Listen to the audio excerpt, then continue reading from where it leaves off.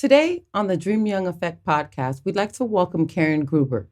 Karen is a ventriloquist. She's also an author of several children's books. Dreamyoungmedia, like, comment, subscribe. Dreamyoungmedia, like, comment, subscribe. Hey, good afternoon, Karen. Hey, what's going on? Uh-oh, I see you got a buddy with you today. I do. Beautiful. I do. Her name is Maria. Hello. Hey. Hi, Maria. How you doing? So Maria, that's Nikki and that's Otis. Hello, Otis and Nikki. Hello, Maria and Karen. It's great to meet you guys today. Yeah, I didn't realize how big Maria's head is. And they say that about me too. You know, it's just a pleasure to have both of you on today. You know, I know it was a little set up to get everything kind of in motion, but I'm totally excited about this this interview, and Nikki's excited as well. Yes. And so let's kind of get started, Karen. We read a lot about you. We know that you're an author of several children's books, and you're also obviously a ventriloquist. So tell us a little bit about why you got into the children's books and what are some of the books about. So I started writing when I was 8 years old. And because we used to live in Brooklyn, we lived in an apartment. And when you're in Brooklyn and when you live in Brooklyn, you don't have to find people to play with, because every time you come downstairs, there's like 50 people in the street. Yeah, I was born in Brooklyn. Born in Brooklyn, raised in Miami. So I know. Yeah. And Brookdale Hospital. So wait, did you guys have the street festivals? Yeah. We had the street festivals on Eastern Parkway. We had the carnivals on Eastern Parkway. We had the block parties. With those weird like penny quarter rides. Yep. And we had all that. We had the block parties. We had the fire hydrants open with all the kids playing during the summertime. The block parties. Fun. I'm from Manhattan. Yeah, she's from. So you get it. You get it. Yeah. Yeah, she's from Manhattan. It's a different world, Manhattan and Brooklyn, though. Even though Manhattan is where we went, you know, to kind of see how the rich people live. Well, the part of Brooklyn I'm from. Well, but then we moved. I went to PS 206. Okay. I used to walk to school every day. I'm not even sure if we had lunch there.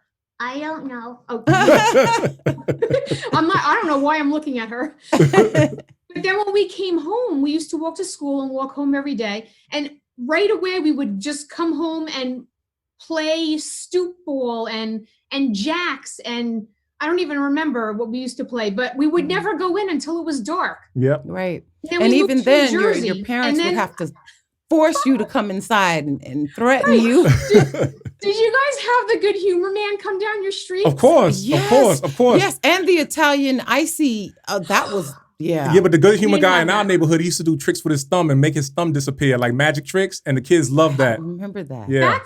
That's a little scary now, but you know, we used to get rides and we used to be able to ring the bell in the Good Humor Man's truck. Mm-hmm. I don't know if I'd be allowed to do that now. No. Oh, Maria, what, Maria? I can't do that now. I won't let her. No. See, now it's considered a little creepy, right, Maria? Right. Exactly. Yeah. So, but we used to just go in. We used to go into the Good Humor truck, ring the bell, and he would take us around the corner. I mean, wow. I know things are different now. Yeah, those were the good old days. But you know, the thing about New York is like everybody knew each other because people lived in those houses forever, those apartments forever. It's and true. So like literally grandma was on a block, auntie lived on the same block. You know, that's kind of like how we grew up. And so that's a whole different culture back then. So yeah, it was definitely allowed. It was so great. Our grandma and grandpa used to live on the middle floor. We were in the top floor of the apartment. Mm-hmm. My best friend was on the basement floor, which considered in New Jersey the basement, but actually it was an actual apartment in, you know, and we had this little tiny, you know, back inch, I called it. So when we moved from Brooklyn, which I totally loved, to New Jersey. And my mother didn't know how to drive because, you know, moms didn't know how to drive when you lived in Brooklyn. Right. What was the point? Mm-hmm. You walked everywhere. Mm-hmm. So in order to be in New Jersey and play with actual people, we had to drive places. And my mom didn't know how to drive. So I actually went upstairs and I started writing books and I started playing with dolls and making everything in my house talk for my sister who was 5 years younger than me. And that's why I became a ventriloquist. A what? A ventriloquist. Wow. Maria doesn't really understand that. I'm 5. Yeah. So she doesn't. And I'm adopted. So I started writing when I was 8, and I actually thought I was going to be the next Pippi Longstocking sequel writer until I found out that job was already taken. Right. So then I just started writing books when I was 8, and the only difference between now and then was because I actually started sending them out. Wow, that's good. That's Yeah, great. and getting rejected. But with the ventriloquist stuff, I'm also a self-taught ventriloquist. And because my sister was 5 years younger than me, like I said, I had everything in the house talking to her, her pillows, her blankets, her food, her dolls. So that's where that came in, is also because I didn't have anybody to play with. Right. So, That's awesome. That is that's awesome. great. And so I mean, I went on the website. I see that you have looks like 10 books. How many books have you written so far? Children's books? So there's 11 children's books and 4 adult humor books. That's awesome. That's But awesome. I don't write adult humor anymore. Now I just write children's books. It was just easier to break into that field, the adult humor field, than it was to break into the children's book field, and that's why I went that way. Wow. So how long have you actually been doing it as a profession, as far as the writing of the books? Let's see. So I was on the Ricky Lake Show in 1993, so it was before then. So my adult humor books, the first one, You Really Know You're in College When, came out in, I think, 1991. Then Remote Controls Are Better Than Women Because came out in 1993. Telephones Are Better Than Men Because came out in 1996. And then If Men Had Babies, I think, came out in 2000. And then I started writing children's books and getting them, then I started submitting children's books and getting actual contracts. Okay. I had always been sending them out. So I think the first contract I got, and it came out in 2003. I'm going to have to find it. Okay. I see that there. So here's Rooster Can Cock-a-Doodle-Doo. Whoosh. Nice. And that sold 250,000 copies. Congratulations on that. Ooh. I know, right? Yeah, that's awesome. Then came Bandit. Okay, I see that too. Yeah, that's about a cat moving to a new house. Then we did Ferret Fund in the Sun, which is about bullying. Mm-hmm. Yep. Yeah, that's the one I was looking at, actually. There's Ferret Fund in the Sun, which is a sequel. Mm. Farmer Kobe's Hanukkah Match. Okay. Happy Birthday Trees, which is really it's actually about like a Jewish Earth Day. Okay. And this one, which I totally love, this one just came out. It's called A Crowded Farmhouse Folktale. And it's based on, it's perfect for COVID times because it's based on a folk tale where a farmer feels his area or his house is too crowded. So he goes to the wise woman in town and she tells him, bring in your ducks. Then she tells him to bring in his goats. Then she tells him to bring in his horses. It's so crowded in his house that he's just so angry. And he goes back to the wise woman and she says, well, put all your ducks back in the pond, put all your horses back in the pasture and all your goats back in the barn. And then all of a sudden he feels like his house is fine and there's so much room. So that one just came out in October. That's great. And so how has the whole COVID-19 has been affecting you on your end in your city and with what you do as a profession? Maria and I used to go to school visits together live, right, Maria? Oh, yeah. And we used to tell people how to write books from sticky notes at 3:00 in the morning all the way to the finished piece. And now we just do it virtually, which is actually a lot more cost efficient. So the question that I had, so what are the challenges? I guess you kind of expressed that when you said like no one bit when you first submitted your work. So what are the areas that you see was the hardest to break through for your messages? Because I see each one of these books, basically, they have deep messages. Yep. They do. I don't outwardly tell you what the message is. Yeah. What I do is I sort of infer, like the reader has to infer what the message is. But they all sort of have moralistic views, but I never say it.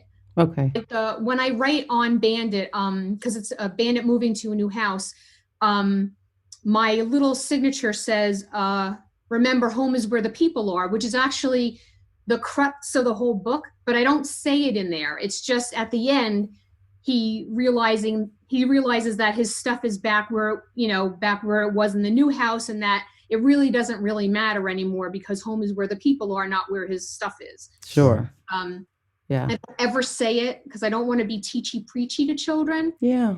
And what I do also is I try to write in 3 levels. I try to write for the adults. So there's a lot of puns. There's a lot of humor in my work because it has to be fun for the adults too, or they're not going to want to read it again. Yeah. Sometimes there's twists at the end. Sometimes there's very adult humor, like in Farmer Kobe's Hanukkah match. The farmer is trying to find his perfect match. So he invites this woman, Polly, and her last name is Esther, over for a date. And at the end, she doesn't want to be with animals because there's always animals in my work. And the animals in the book are, they're playing hosts. So they're pouring her limonana, they're feeding her falafel, they're giving her napkins and dreidels and gelt. And she doesn't want to be with animals. She thinks animals would be better off if they were outside. Right. So she goes off in a huff, and then I have the sheep say, well, her name is polyester. She was a fake, like that. So it's like adult humor. I put my adult humor in everything that I write. I try. Or there's little bits of rhythm and rhyme. Or I come full circle, like in my Bandit book, where he moves and then he comes back to a new house. There's like cumulative things going on. So they go to the hen house first. They go to the, it's cumulative writing. Yes. There's always something in there. But I think the hardest part is writing the book and actually finding a publisher to pay you to publish the book. Yeah. Yes. Yeah. Yeah. That's actually the hardest part. I've written, I can't even tell you how many books are in my filing cabinet right now. There's over 100, just waiting any day for a publisher to call me and tell me that they want to pay me money to make my manuscript into a book. Yeah. And so who does your illustrations in your book? Are you kind of like directly tied in with that as well throughout the whole process? No, you can tell. How does that work, Maria? What? You didn't listen to the. I forgot. She forgot. Maria, you want me to repeat it, Maria? What happens Go ahead. What happens is the art director at the publishing house picks the illustrator for you. Sometimes I have say, and sometimes they say to me, "Who would you like?" Or "Who do you envision to, illustrate your book?" So sometimes I get a chance to actually say something, but sometimes they pick people that are wonderful, and I would have never picked them myself. Because I didn't know about them. Mm-hmm. So, I've never been disappointed. Let's just say that. That's great. And they do look good. So you know what? The weird thing is that you're sending off your manuscript, which is my baby. Mm-hmm. I'm nervous until Yeah. it comes back. Yes. I've actually experienced that. I've been trying to write a children's book since 2016. I've also written another book, and it hasn't been it hasn't been picked up. And so I experienced that where this is your baby. Yeah. You worked really hard, and then now you're having to trust someone. You release that creative control. Yeah, so it makes you just not even. It sits there now, like you said, in a file because it's Right. so it's so important to you. This is like your inside dreams. I don't know how you want to even call it, but it means a lot. It Yeah. does. Yeah, the manuscript. And when you're writing, you sort of feel not naked, but when you send off your writing, there's a lot of personal experiences behind all that writing. It's vulnerability to me. Yeah. So so when people reject you, I try not to take it personally, but it is very personal. But they're not looking at it like that. So you Right. have to just sort of put your own feelings aside. And my sister, who's a social worker, she always says, "Well, I know why you wrote that book because of that situation when you were little, and I know why you wrote that book because of what happened to you when you were Okay. little." Yeah. So yeah, it's they always say write what you know. That's right. That's right. I totally agree with that. Creativity is just something, creative people are just some of the most sensitive people on the planet. Yeah. Yeah, Yeah, you say I don't take agree. it personal. I happen to be a very creative person, Yeah. in my opinion. And yeah, it's kind of hard hearing somebody say, I don't like that. I don't like Yeah. that song, or I don't like that creation. And you Right. also have to step aside because just because an editor wants to pay you to, finish your book, they're going to make a lot of changes. And some of those changes I had to fight for. Even one word. I remember in one of my books, Rooster Can't Cock-a-Doodle-Doo, which is actually my most famous one. The word, it's because Rooster has a sore throat, so he can't wake up the farmer. So nobody is getting milked the cows aren't getting milked, the sheep aren't getting sheared, the pigs aren't getting their slop, like the hens aren't getting their eggs collected. No one's doing anything because everyone's asleep. So what happens is the animals, rooster sort of goes to the cows first. No one's milking them, so they follow them to the sheep, to the hen house. No one's collecting the eggs, and they all get to the pig's house, and no one's doing the slop. So they go to Farmer Ted's house, but the house is locked. And the editor wanted to say the windows and doors were locked, and I said, you can't. It has to be the house was locked, so that no child can say to me, well, they could have went in through the windows and the doors, or they could have went in through the cellar door. That's right. Yeah. Say the windows and doors were locked, there's still the cellar, there's still the chimney, there's all these other places that the animals could have gotten into. It had to be. The house was locked. There's no other way but to make an animal pyramid and make so much noise that Farmer Ted at the time has to open his window to find out what is going on. Okay. So, I had to fight for that one line. So sometimes you have to go to bat for your words, and other times editors will say, with the Bandit book, I had sent it in. She said she loved it, but she said to take out some words, and I said okay. She wanted it shorter. And how many words did I have to take out, Maria? I forget. You forgot.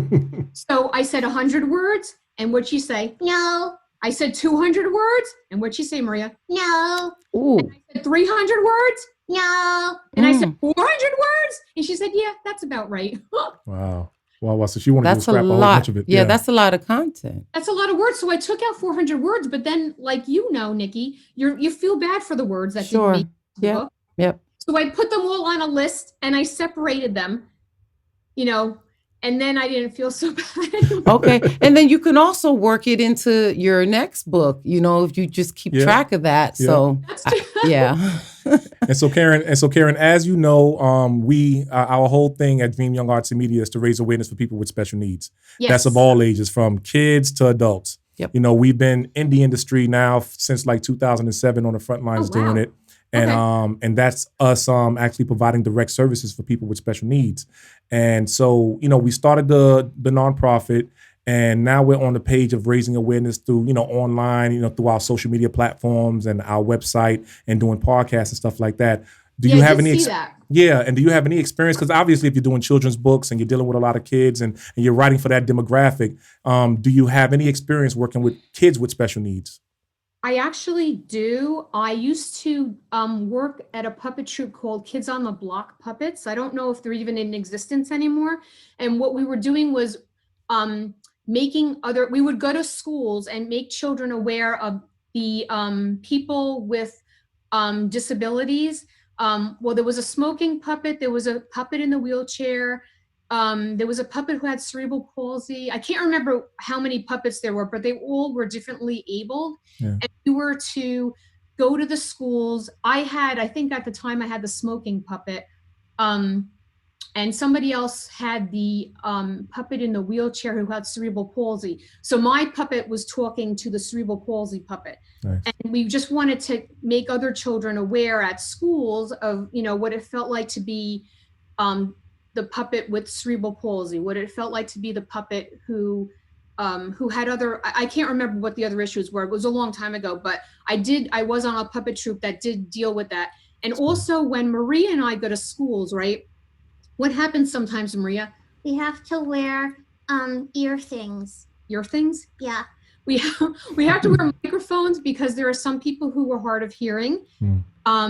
We've been to schools where actually children were afraid of puppets. So what'd you have to do, Maria? What's a puppet? Who'd you have to talk to? Remember that one girl who was afraid of you? Yeah. So we had Maria afraid of humans. So we Okay. turned it around so that the little girl was able to actually come to our show, thinking that she was helping Maria. Oh, Oh, that's creative. That's good, yeah. That's great. Yeah. And then there's just a lot of, Rooster Can Cock-a-Doodle-Doo was a book. I know somebody who works with the blind, children that are blind, and she made my Rooster book into Braille, Nice. Oh. which was really interesting. And then online, actually, I could send it to you. there's a person signing. She calls it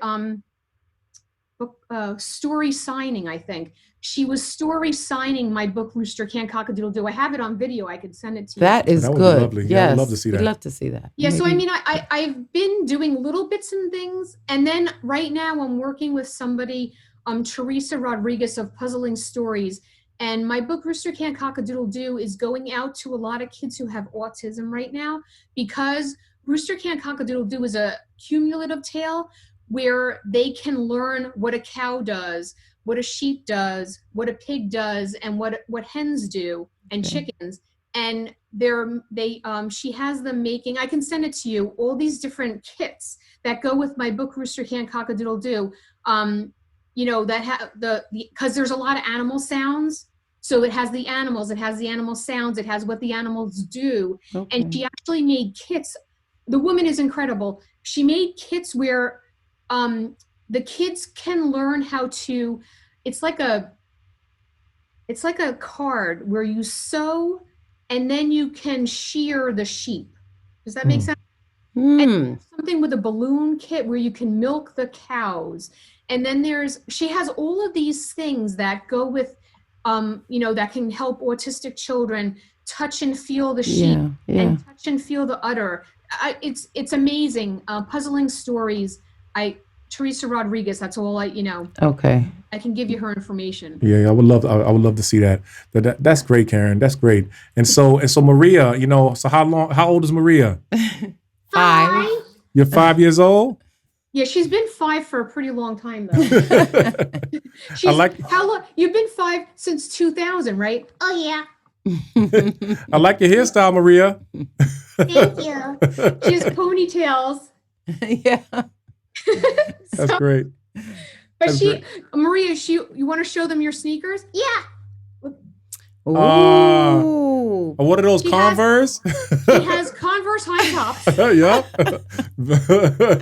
That's my favorite color too, by the way. I love red. That's my red. favorite color. Yeah, so she's cool. She's the cool puppet. Yeah. That's awesome. That's awesome. Cute. And so Karen, tell our viewers how they can get in contact with you, how they can, you know, read your books and purchase your, you know, books and things like that. Oh, okay. Yeah, so actually, conveniently, all my books, you can get them off of Amazon. But also you can go to my website at www.Karen, Karen, Rostoker, it's really long, Rostoker dash Gruber.com. And all of my books are listed with links, with buy links. And also there's downloadable free activities to go with each one of my books. There's reader's theater scripts. There's just tons of stuff. There's coloring pages and activity sheets for almost every one of my books. Okay. And I'll definitely put your link of your website in the description box below for all of the viewers. Yeah, because who that's a want to check really it out. long one to Yeah. read. I'll just put that link down there. I just wanted you to actually share that with the viewers, but I'll make sure it's accessible for everybody. Absolutely. You know? Yeah, and actually, Teresa has on Teachers Pay Teachers. I'm going to send you that link as well, because that link has all of the things that she has done and developed with Rooster Can't Cock-a-Doodle-Doo. All of those, there's activity sheets and downloadable free guides, and there's just amazing amounts of wheels, like letter wheels and word wheels and all of this educational resource guide stuff that can go with Rooster Can't Cock-a-Doodle-Doo that she's using right now. That is So I'll great. put it as well. That is All great. right. All right. So, Writing that down. Karen, just thank you once again for coming on the Dream Young Effect podcast. We truly appreciate your time. And Maria, it was great meeting you. Thank you. You know, just take care. You guys take care of yourself. It's a lot going on in the world, so just stay safe out there. Okay. You too. You It guys was stay so safe nice too. to meet you. And thanks for contacting me. This is great. Yeah. Hopefully we can do this again. Of course, Oh, yeah. you are now included in our circle of supports. I say this all the time. So, just feel free, to reach out to us, and we're going to do the same. Yep. Okay, great. Thank you All right, so Karen. much. Thank Have a you, good Karen. one, guys. Bye. Bye. All right, bye. Bye. I just want to thank everybody for watching. Please take the time to subscribe. It's free. Like the video, share the video. This content is pretty impactful, and I think it's going to help a lot of people. And don't forget to visit our website, dreamyoung.org, where you can purchase t-shirts, you can donate, and just support the whole movement of Dream Young Arts and Media. Thank you. And don't forget to leave us a comment. Tell us how we're doing. You have a question, ask us. We'll be happy to answer it for you. Thank you, guys. Peace. Bye.